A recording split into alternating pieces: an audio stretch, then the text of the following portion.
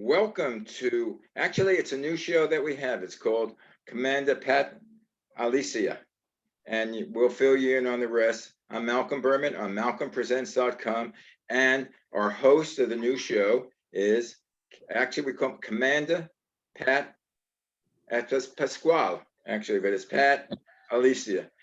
Alicia. Alicia. Yeah. No, we pronounce it Alicia. Other people pronounce it a little differently, but it's Alicia. Okay. Anyway, welcome aboard. Now, thank you. Glad to be here. Yeah, thank you. Our show basically is going to be about Pat's. How long have you been a commander? When were you installed? June 6th. June 6th. He's less than just a little over a month. A little over a month. He's one of the new commanders of the American Legion, Nassau County.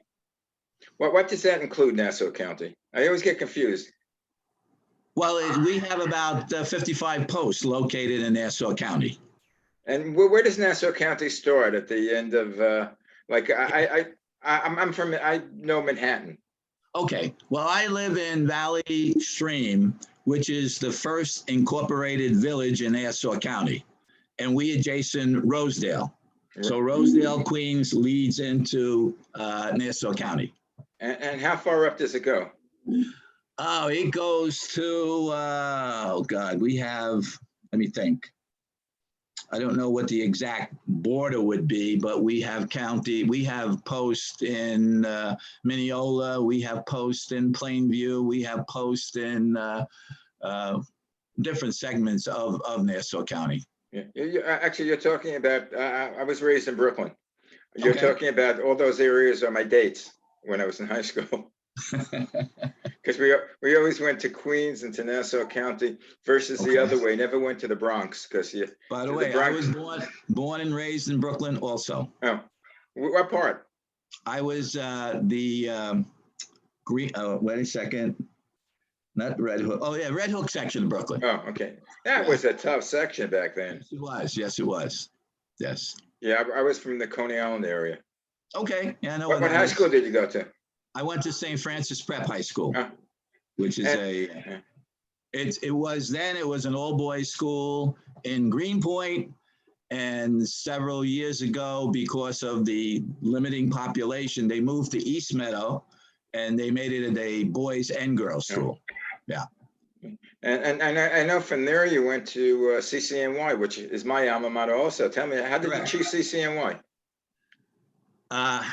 As I said, in actuality, I made a mistake because I lived in Corona, Queens at the time. It's Queens College. I really should have picked Queens College, which would have been a lot easier for me to commute. But for whatever reason, I selected CCNY, and that's where I wound up going. Yeah. So it was a long train ride, and so 2 trains to get there. But in the long run, I enjoyed it.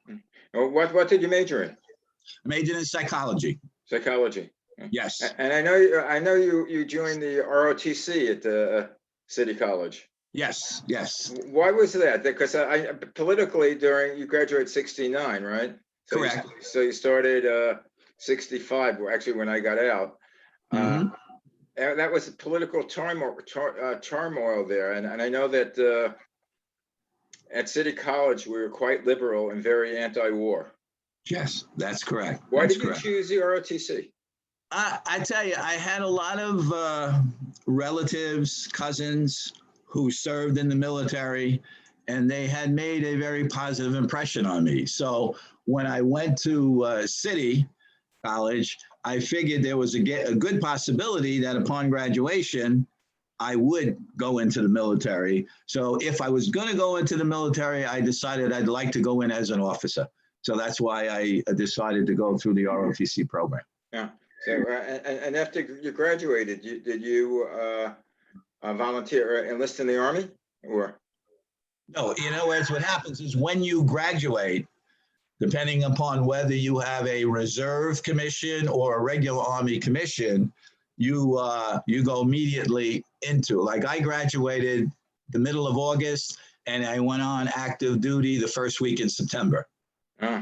So you didn't have much of a transition. No, no. And the difference, just so I could explain, the difference between a regular Army commission and a reserve commission is the number of years that you serve as your commitment. Reserve commission is 2 years. The regular Army commission is 3 years. Now, when I graduated ROTC, I graduated as a distinguished military graduate, meaning I had the choice of either reserve commission or regular Army commission. Now, even though I had to serve an additional year, I decided to accept the regular Army commission because I wanted to get as much training as possible before going to Vietnam. As an infantry officer, you were going to go to Vietnam. So I said, if I'm going to go, I want to get as much training as possible. Now, when you are an infantry officer at this time, you automatically went to Ranger School, which was a 6-week, highly intensified course that focused on small patrols and things of that nature. So it made you a better individual in terms of knowing yourself and the military. And the other thing is, with the regular Army commission, I was able to request airborne school, which was good. And they agreed to send me to I went to Ranger School first, then airborne school. And I also had a little choice in where I was going to be assigned as my first assignment. So I had requested the 82nd Airborne Division, which was a very elite division in the Army at the time. And that's where you learn to be a soldier. You know, you're working with experienced NCOs and officers. So I felt, and I was lucky enough to get to the 82nd before going to Vietnam. So in the long run, it helped tremendously. So were you a paratrooper? Did you jump from planes and things like that? Not only was I a paratrooper, I was a jump master, meaning I would help you jump out of a plane. Yeah, good luck about that. I didn't go on the parachute jump in Coney Island. Yeah. By the way, I've never went on that myself. But if you were to ask me to jump out of a plane today, I would say, I'm sorry, that's crazy. But then it was a different ballgame. Were you an adventuresome kid? Not really. Yeah. Not really, no. But you just fell right into the Army and you knew you. Yeah. What was it, a calling? I mean, did you feel that the U.S. should have been there and you were doing your patriotic duty? Well, I in a way, I did feel that way, and I felt because of the fact that I was able to go to school when I really couldn't afford it, and this country kind of took care of that. So in my mind, I felt that I owed something back to the country, really. There's an obligation. Yes, exactly. So so then you went right to Nam? No, as I said, I got commission. I went to infantry officers basic course, which is a basic course that I teach infantry tactics. Then I went to airborne school. Then I went to Ranger school. Then I went to the 82nd Airborne for 13 and a half months. And after that, I was assigned to Vietnam. How did it feel when you first landed in Vietnam? Was it what you expected, or was it more chaos? Because I've only seen it in movies. Yeah. Well, my first impression is it was very warm. That's for sure. The first time you get off the plane, and it's almost like it's difficult to breathe, you know. But I guess when I got there, things were starting to slow down a little bit, and it appeared that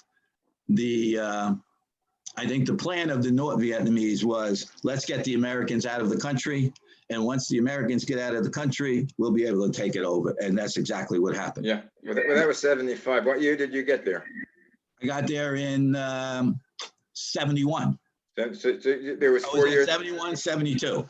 So you were 2 years? No, 10 and a half months. 10 and a half months from September of 71 to, what was it? No, I'm sorry, November of 71 to September of 72. So it was about 10 and a half months. Was that the normal tour of duty? No, normal tour is 12 months. 12 months. Well, there's a sidebar that I should mention to you. About a month before going on active duty, I met my wife. So that kind of changed, my whole philosophy on life a little bit. I might have been thinking of making the military a career, but once that happened, it was after 3 years that I was able to resign my commission and leave the Army. So you left the Army after 3 years? Yes. Now, I know in your background, which I don't know, you were in the National Guard. In fact, Yes. you attained the rank of a Brigadier General. Yeah. It's officially Brigadier General retired or retired Brigadier General? Brigadier General retired. Retired. Okay. Now, when I left the military, within 2 weeks, I joined the New York Army National Guard. And how that happened, I had no idea I was going to do that. But my brother-in-law at the time was a full-time administrator at a National Guard unit in Brooklyn. Mm-hmm. And he brought me to see the Armory. And the next thing you know, I was raising my right hand and accepting a commission as a captain in the New York Army National Guard. Now, again, briefly, what does the National Guard do? Okay, the National Guard is, the mission has changed over the years, obviously, but what we would do is take the place or enhance the regular Army units that are in action. In other words, when I first joined the Guard, the only active duty that I ever did was a 2-week active duty tour up at Fort Drum, which is upstate in Watertown, New York. Mm-hmm. And unfortunately, the regular Army didn't think very highly of the National Guard. But that has changed over the years. And now we are an integral part of their overall plan in terms of defeating the enemy. And if you're in the Guard today, and I have friends who have been in the Guard, they've already been into Afghanistan, they've been to Iraq. So it's a whole different world now. I didn't realize that. I thought the National Guard was only serve domestically. No. At one time, that was it. But like I said, now it's changed tremendously. Where we're part of their overall plan, the military operations. So. And who is the commander? Well, then would the president of the U.S. be the commander or the governor of the state? No. The governor of the state controls the National Guard in that state. So if we're like, sometimes we were activated. There was I'd say maybe it was the early 80s, I think. There was a prison strike and the governor activated the National Guard to assist in the operation of the prisons while these people were on strike. So was that Attica? No. Well, some of them, depending on what unit you were assigned to, determine what facility you went to. For instance, I was in a field artillery battalion in Brooklyn, and we went to the Queens Correctional Facility. But other units went upstate to Attica and the more difficult prisons. And it was an interesting couple of weeks, that's for sure. I just pictured you jumping out of the plane, landing, in Queens or in Brooklyn on Delancey Street. No, and in God, we didn't get into airborne operations. So, what exactly, as a guard, how were you active for a certain period and then on reserve, or? No, what we did was you had how's it work? We would have a drill once a month, a weekend drill. And then between drills, we would have what we call headquarters nights, where you would go and the officers would plan the upcoming weekend drill. And every year we'd go away for 2 weeks active duty. And in my case, we would go up to Fort Drum, New York, in Watertown, New York. Now, I forgot to ask you, when you were in Vietnam, did you see combat? I mean, were you in skirmishes, or was it pretty quiet then? Well, I was assigned to the MAC-V Advisory Team 3. Now, what that means is we had two different units in Vietnam. You had the USAV, which were American units, and the MAC-V, which was assigned to advise the South Vietnamese units. Okay, So I was in MACV Advisory Team 3. We were lucky enough because we advised the first ARVN division. They had 3 divisions. The first ARVN division was the best division. So as a result of that, we were in a lot better shape than some of the USRV units, that's for sure. So and actually, you didn't see like hand-to-hand combat or No, I wasn't involved in that at all. No. Did you want to be, or were you happy that you were? Well, you know what? If needed, I was trained, but if it didn't happen, I wasn't going to say, "Oh, geez, let me do this" just for the sake of doing it. Yeah, because when I see the movies, again, I'm pretty much a pacifist. When I see the movies and I see the combat soldiers, in a foxhole or something, and I see the sergeant say charge, I feel like saying, "Excuse me, Sarge, time out. That guy's shooting a gun at me. Yeah, I'm gonna charge it. You gotta be out of your mind."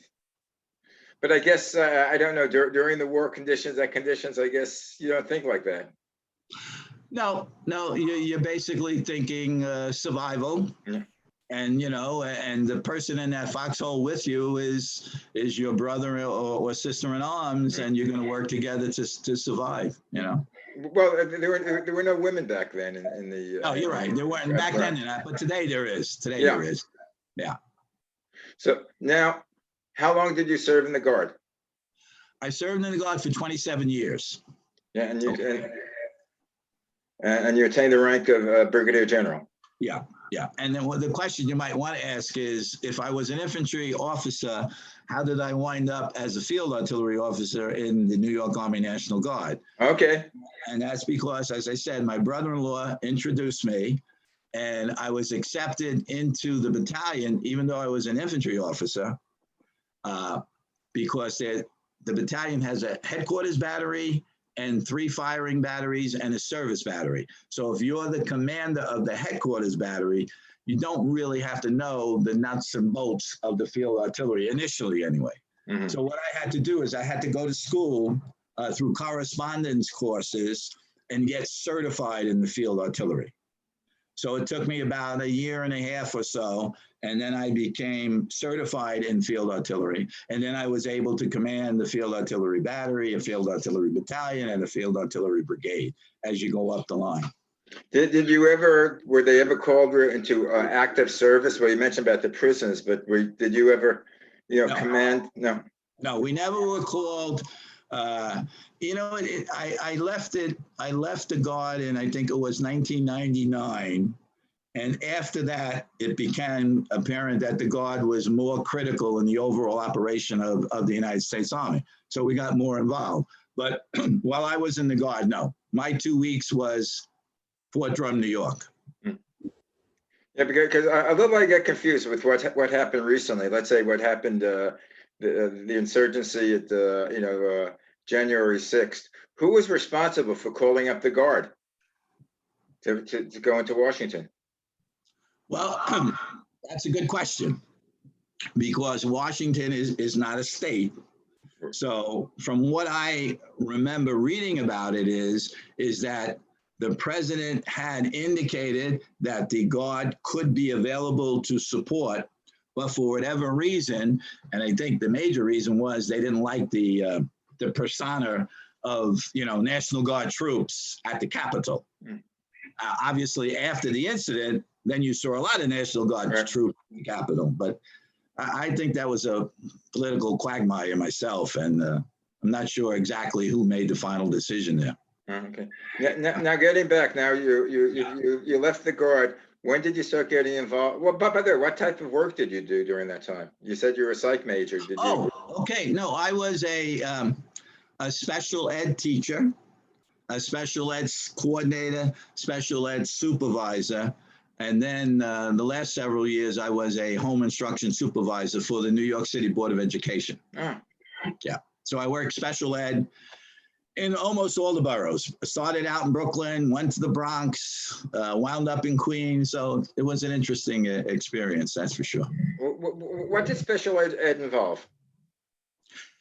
Okay, when I started as a teacher of children with retarded mental development. Okay, CRMD. And then what happened is it expanded to children with neurologically impaired and emotionally handicapped. So a lot of the kids, now we're talking about in the early 70s, a lot of the kids were in state institutions. And they changed that around with the law. So now these kids became eligible to enter, the New York City Board of Ed schools. So it was children with retarded development and then neurologically impaired and emotionally handicapped youngsters. What was interesting during that period, I think in the early 70s, and I'd worked in the advertising field, and it was hard to get a job because that's the market had in advertising had gone down. And a friend of mine was a teacher in a school in Brooklyn, and her assistant principal is someone that I knew who was a teacher in my school. Oh, okay. So he said, get a substitute license and you can come in every day and teach. That's how I started, by the way, as a substitute teacher. But I had no education courses. But what they took as an education course, I had abnormal psychology. Correct. I had criminology and I had penology. Okay. And they counted that, and I got my license. But anyway, what I had done was I majored in psychology and minored in education. Oh. So it was a little bit easier for me. Well, the point of my story was most of it, and I did a school in Brooklyn that was basically African American, or as what we called the black students, and there was a discipline problem. And I had the 6th grade, and at that time, kids could be left back. So some of the 6th graders were bigger than me. And I was at my height, I was about 6 foot tall and about 190 pounds. So I wasn't a small guy. Sure. But I remember doing that, and then someone said we have openings for substitute for special ed. But special ed, when I went to the schools, they had a similar type of kids, but instead of having a classroom of 30, they had a classroom of 5 and 6. Correct. And these kids. The register was about 10, and it varied between 5 and 10, depending on the situation. Yeah, man, but these kids were no worse than the kids I taught in the school in Brooklyn that had 30 kids in it. I guess it was just that parents, or someone got them into the school. Yeah. Well, interesting is before I actually started teaching CRMD, I was a substitute teacher in a school, and like you're saying, it was a junior high school, difficult kids, and they decided that they were going to take the 5 or 10 worst kids, so to speak, and put them in one class. This is actually before special ed, and yours truly was asked to teach that class, And that was, and by the way, they put us on the 5th, it was a junior high school, 5 stories high, and I was on the 5th floor of that building, as far away from the administration as possible. And it was a difficult task. Yeah, I mean, teachers who are really, concerned about their students, I don't envy them because it's hard. It's an elementary school, and as I said, I had the 6th grade, and the problem was, if you told the parents, if you complained about the parents, it was one of 2 things: either the parents would punish them, I mean, really corporal punishment, or they'd say they couldn't care less. Correct. So you didn't know what to do. Big problem then was lack of parent involvement, and probably still open school night. If you got one parent to come in, it was a lot during those days. Now it's different. They get more involved, which is good. Thank God. Yeah, I don't know, because I think the ultimate, they expect the teacher to be a parent, and it's almost impossible to do. Can't do it all. But anyway, let's get back. How did you get involved with the American Legion? That's another interesting scenario. As I said, I retired from the Guard in 1999, and didn't interest me at that point to join the American Legion. I didn't really know that much about it, but at this point I was saying, well, let me see what I'm going to do with my extra time. And it happens where we have a local Italian restaurant 3 blocks from here. And I was in the restaurant with my wife, and sitting next to us was a gentleman and his son who was Down syndrome. Now, my wife's uncle is also Down syndrome, and he lived with us for about 15 years before he passed away. So my wife was interested in talking to this Down syndrome adult. So we started a conversation, and it turns out that his father was a Korean War veteran, and his father would each year have a gathering for disabled veterans from St. Albans VA Center, from Fort Hamilton VA Center, and from East Northport. Anyway, he asked me if I wanted to attend a disabled veterans night. So I said, sure, and naturally in the conversation, my wife had to explain to him, I don't talk too much about myself, but I was a retired brigadier general, blah, blah, blah. So anyway, he invites us to this disabled veterans night that took place in Woodmere, the Lawrence Cedarhurst Country Club. So we went, and at one point of the ceremony, they gave out plaques to people. And I'm sitting next to my wife, and I hear my name mentioned. So I said to my wife, why are they calling me? Why am I getting a plaque? So I went up, and I was presented with this beautiful plaque for my years of service in the United States Army and the New York Army National Guard, which was really great. I was overwhelmed. Right. 2 weeks later, I get a call from this individual who unfortunately is no longer with us and says, Pat, listen, we do this disabled veterans night every year. Would you like to be on the committee to help us out? So at that point, I say, sure, no problem. 2 weeks later, I get another call from the same individual and says, Pat, I know you want to be on the committee, but in order to be on the committee, you have to be a member of the American Legion. I says, is that right? So I became a member of the Lawrence Cedarhurst Post 339 American Legion, i.e. where I met Sid Mandelbaum, who was the post commander. That's how I got involved in the American Legion. Yeah, Sid and I got us together. If you watch my other shows, it's called Sid and Malcolm. That's where I first met Pat. And yes, that's right. And then what did you do? I mean, I guess that was what year? So what happened? I was a member of the post. It's an interesting scenario. My wife likes to go to the casinos. I go. I'm not really gambling, but she likes to go. So anyway, I go to church one Sunday, and I get the pamphlet that they hand out. And there is a Malvern Post that's sponsoring a trip to Atlantic City. Okay, to make a long story short, I outreach, we go to Atlantic City, and one of the persons running the trip was a former member of the Army National Guard that I worked together with. That's coincidental, huh? Yes, exactly. So we got to be friendly. He happened to be in the Malvern American Legion Post. And eventually I transferred to the Malvern American Legion Post, and still working closely with Sid, but in the Malvern American Legion Post.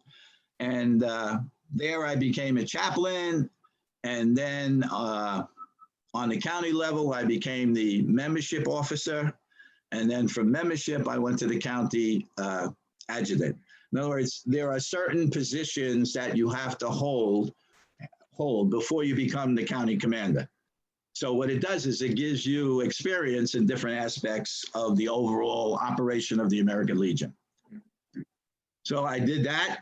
And like I said, in June, we had an installation dinner at Leonard's of Great Neck, and I was installed as the new commander of the American Legion in Nassau County. Is that do you have to be elected, or how does that work out? Yes, you have to be elected. Your post nominates you for the position, and then we have what we call a county convention each year, and the offices are nominated and voted on by each post. Okay, and that's how one gets elected. So how many nationally, how many groups are there? You have the Nassau County, I assume you have the Suffolk County. Do you have a New York City, or how does that break Well, down? we're part, Nassau County is part of the 10th district, which is our higher headquarters. And in that district is Nassau County, Suffolk County, and the Queens County. Then other districts, you'll have Bronx County and throughout the state. So it's Yeah, well, I know Kings County, which is Brooklyn. yes. So I know as I have in the beginning, the American Legion was started, what, 1919 by an act of Congress? Yes. What do they do, in essence? What is your main job as commander? Okay, well, my main job as commander is to monitor the county operation, which monitors the 55 posts that we have in the county, okay? Now, our overall objective is to provide for veterans and their families, to do what we can do to help veterans in need. And how do we do that? In the individual posts, they have fundraising activities and maybe invite veterans in for different nights. And the whole purpose of it is to focus on helping those veterans and their family members who need our help. And that's basically the way I look at the American Legion.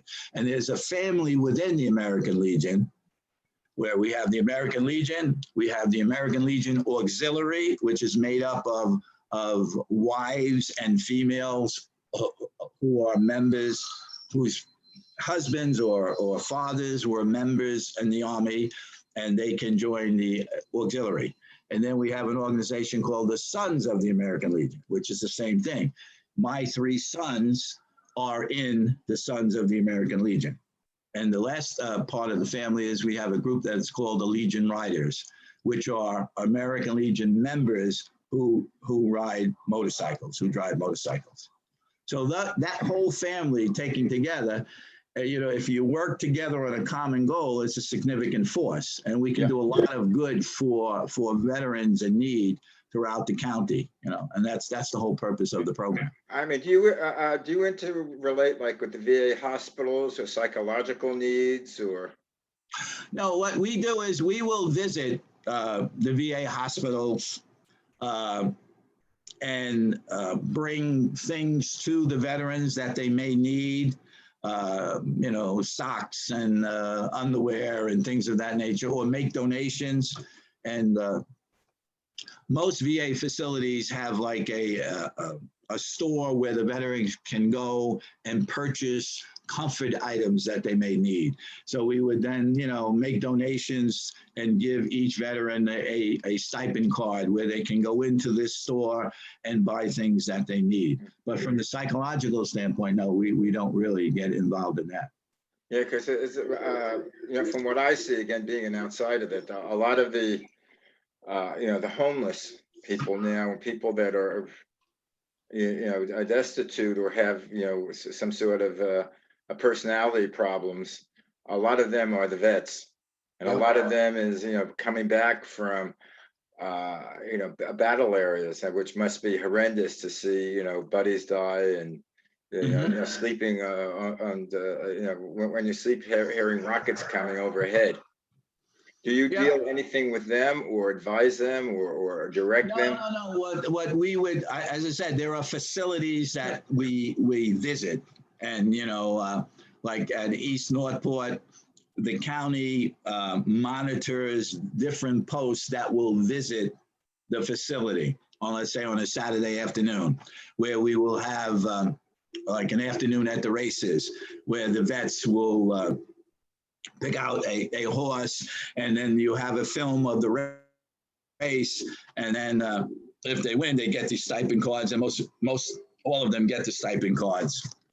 So again, it's helping them with what they need to to get along each day in life. Okay, I hate to say this, but we ran out of time about 10 minutes ago. Is that right? Okay. Yeah, so we were on for about 40 minutes, and you said you couldn't talk. Yes, well, I guess Uh, we can get rolling. You made me comfortable, that's for sure. what I'd like to do in the future, since you have so many committees and so many groups, Mhm. to bring on maybe some of the people who are very active with the different posts and talk about their programs and how Mhm. they, it can be, one person or two people, because we could do this thing. I could do, 2, 3, 4 screens Okay, okay. Well, and we talk. have certain, what I was thinking of, we have certain programs at the county level that maybe we want to look at a little bit. And then sure, we could go to an individual post at some point with a post commander, and you can get an idea of what they do and their operation. Yeah, sure, we could do that. Yeah, I'll let you be the judge, because in essence, I really don't know what you guys do. Of course, I know the American Legion, and the only work I have done with them is I used to organize I live across the street, a thing called Van Nuys Sherman Oaks Memorial Park. Mhm. And Right. for Memorial Day, I organized a concert there with this band, Harris Height Jr. Mhm. Harris Height Sr. was a famous big band conductor. His son carried on the tradition. So Oh, I we see. so we used to, and the American Legion were part of our sponsorships. Okay. So, but that was my extent of my working with the American Legion. So basically, you're my guide. Okay. But I'm saying maybe we could have someone talk about the American Legion Auxiliary to give you an idea of Okay. what they do. And then the Sons of the Legion to give you an idea what they do. And then, we have different programs at the county level that you might be interested in. And then as Right, some, expand from there, because what it sounded like originally, I thought only veterans could be members, but you have like children of veterans who are. correct. So And wives of veterans right, and daughters of veterans can first become cousins part. of veterans to be. That's correct. That's correct. It's a family approach, which I think works well. Yeah, no, Yeah. it sounds good. And again, Yeah. I'd love to hear, exactly what you guys do, and yeah, because it sounds like you do a great job. We try. We try. That's And all we again, can do. and you're my guide. Okay. And Okay. well, thanks very much. Okay. And We'll be in touch. next week. And by the way, tell everybody it's on .com. malcolmpresents.com, and go under I have a very informal Commander Pat. Okay. Gotcha. Okay, Commander Pat. Thank you. I We'll be in salute you. touch. Thank you. Have a good evening. You too. Bye. Bye-bye now.